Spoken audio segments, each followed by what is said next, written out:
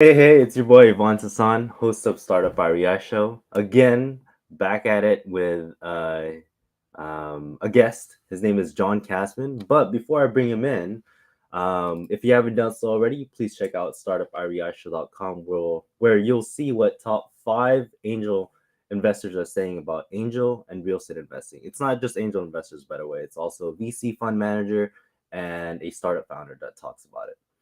Anyway, we have a great guest today. His name is John Casmon. I'll bring him in.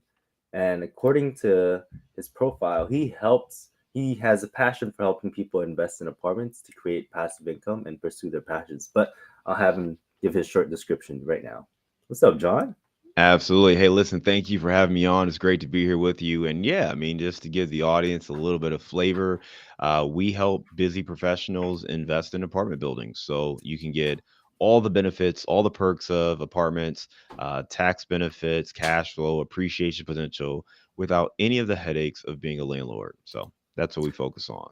You know, what's so unique about having you on is you're also a podcast host. And to Yeah, that man. degree of like really having that passion for giving back. And that's kind of why I reached out to you and not only giving back, but helping educate people to have, because there's so much noise out there. That's kind of why we brought in our podcast, right? So, just to preface the audience is startup angel investors, venture capitalists, and just really founders that want to get to know how the cash flow investing side works because they're all about unicorns and multiples. That's what they are. And it's very much high risk. And sometimes they lack that foundational real estate investing side. So I want to start off the podcast and ask you, out of all these titles, you're a syndicator, you're also a podcast host, whatever else it may be.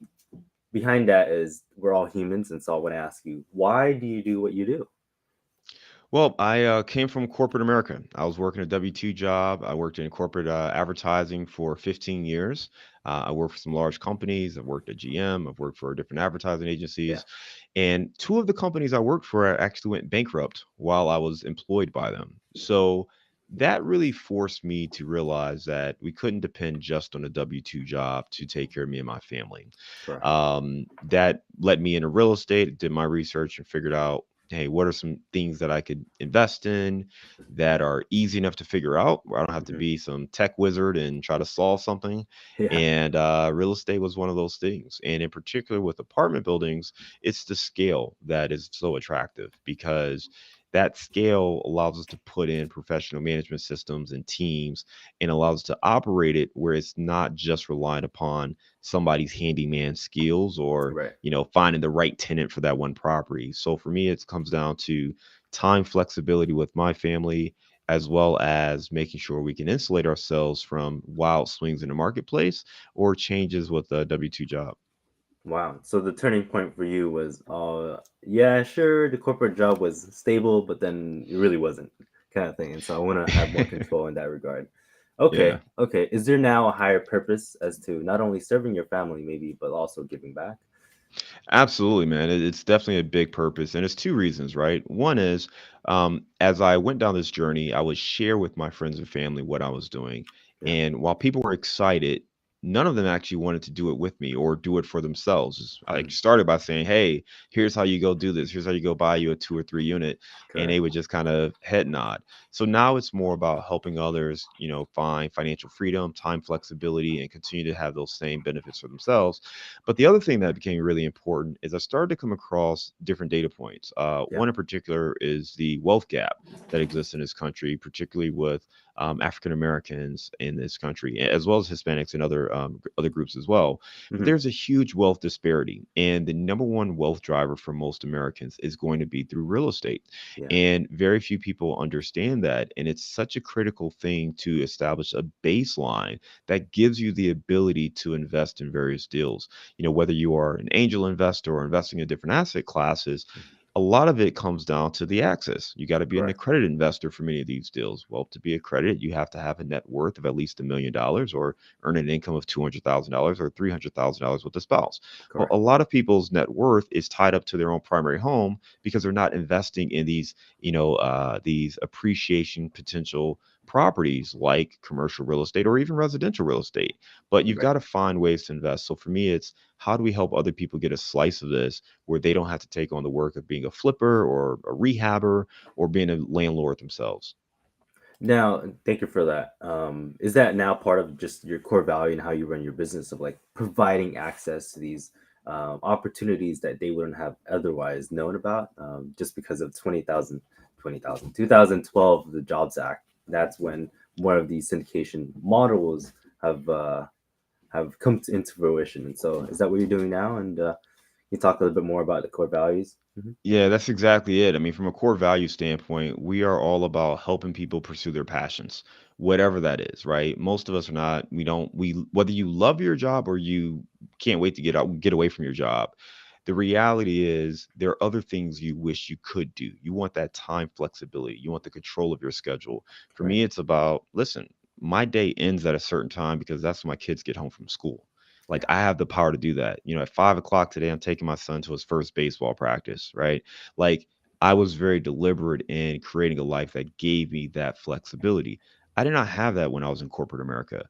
I didn't have the ability to say, sorry, son, I can't come to your game because I got Yeah. a big presentation. I was on the road. I remember I missed one of his birthdays, like the actual day of his birthday, not his party. But Yeah. I missed his birthday because I had to be on set for a television shoot we were doing. And it was in those moments that I realized it doesn't really matter how much money you make if you can't be where you want to be when you want to be there. And that's really the key that I want to help other people get in their own lives. And real estate is just one way, right? It's not the magic elixir that's going to fix everything, but Correct. if you can start creating passive income, it's one way for you to start taking more control of your life. Dang. You said it well right there, man. It's not only the financial part of it, but actually the mindset shift of prioritizing what actually matters more in life. Not only actual money, but the wealth comes from the relationships like how we're building and establishing this one right now.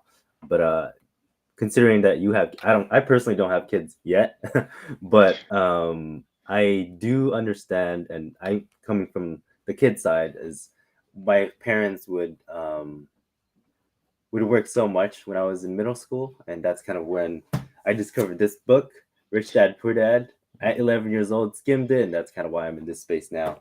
And I just hated the fact that my parents didn't have time for me at a younger age. Not that I hated it, but like it just wasn't possible like that. So Yeah. now for the future generations, that's kind of part of why I'm doing this, and hopefully increasing the likelihood of having more freedom of time with them, kind of thing. Let's talk more on the investment side. And I framed these questions from a team first. So who John Casmon is. If Hmm. the audience is an investor that's looking to invest in some deals and just looking to learn more about John Casmon and what he does with his syndication group, then I'm doing the due diligence as a great steward for their capital, hopefully. Not necessarily coming from my co-sponsorship, but like if they want to learn more about you, kind of thing. And it's usually from team, market, and then deal. Talking about the market now, one of the hottest questions has always been how do you protect the downside in these multifamily syndications, especially with these economic and political turmoil? Yeah, there's a lot going on in the world, and the thing is, there's always a lot going on in the world. I think Yeah, that's the thing is that there's always a crisis of the day, and I don't want to sound morbid or anything like that, but I think we always have to understand that we cannot control these outside forces. So what do? We try to mitigate risk as much as possible. When it comes to markets, we like markets with strong fundamentals. I like markets that are seeing natural growth, right? Is population growing? Are jobs growing? Is it business friendly where employers want to open up shop there? right, Is it landlord friendly, right? Is it friendly for business owners? Those are the things we're looking for in the market. And if that market is growing, the likelihood of that market continue to be attractive and continuing to grow despite whatever is happening in the world right. is likely to continue, right? So we're looking at that when it comes to the market. Then when we talk about the actual deal or the structure, part of it is understanding what's the business plan. In the Correct. same way that, if you are looking at a new startup for an investment opportunity, you are looking at the story, you're looking at the business plan, you're looking at the team, and it's very similar to the way we approach it. Now, the good thing that we have is, we've got a secured asset. There's a building that exists that people live in and people pay rent.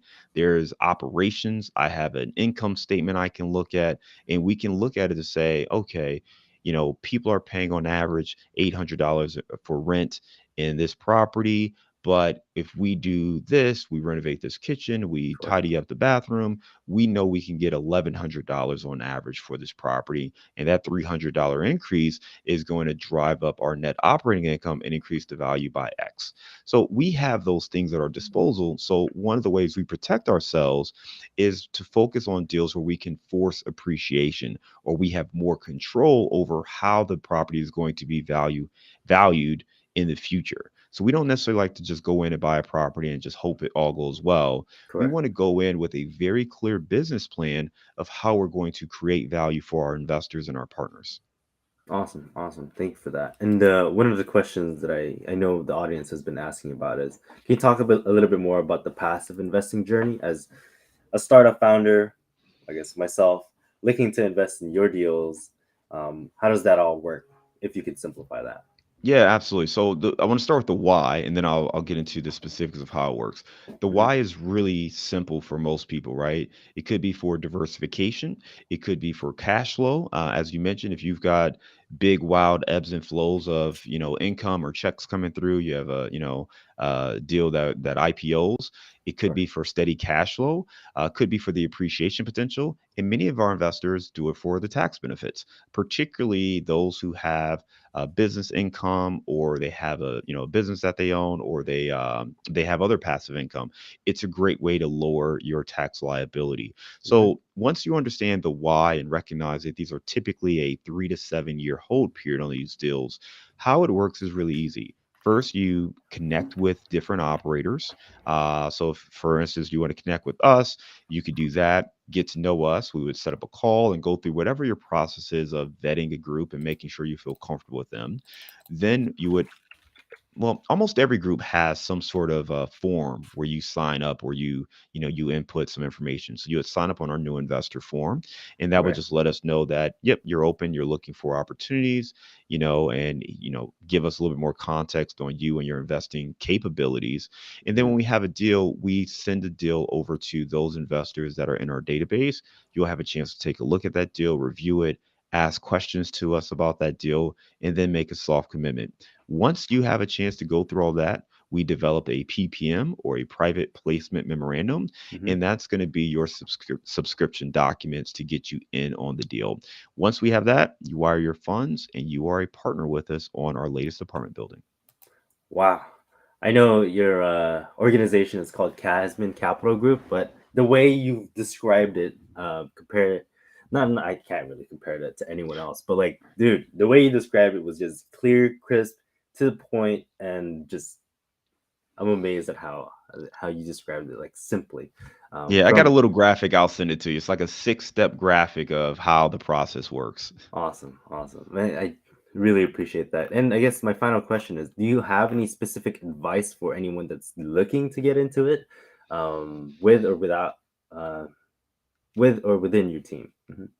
Yeah, so I think the first thing is just, yes, understand the benefits and the perks, and just decide whether or not it's a fit for you. What I find is some people want to be way more hands-on, and it's not a fit. They want to know, hey, how many people didn't pay rent today, or today is April 1st as we're recording this, right? So people want to know, hey, how's rent collection going? That's way too intense, right? If you want to be that hands-on, this may not be the approach for you. But if you like being hands-off, you like being more of a manager, looking at things, reviewing reports, reviewing data, and investing from that standpoint, this could be a great fit. One thing I would ask you to do is always ask about a deal that didn't work out as planned, just so Yeah. when you're vetting, you can get a sense of the caliber of the person you're working with. As you know from all investing, not all deals pan out.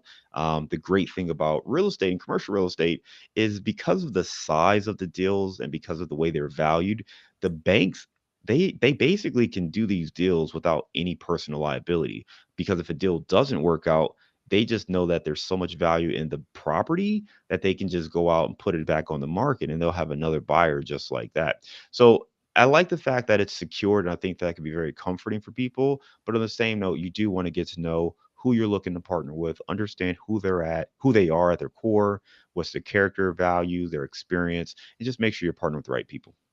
Awesome, awesome. John, I really appreciate you being on the Startup REI show. Is there a way for people in the audience to reach out to you, understand what you do and whatnot?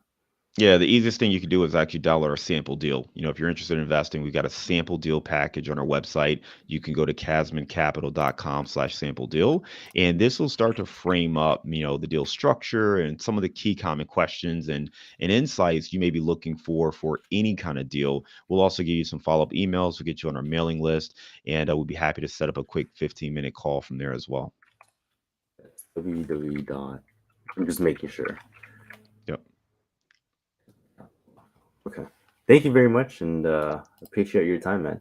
I'll end the absolutely. stream now.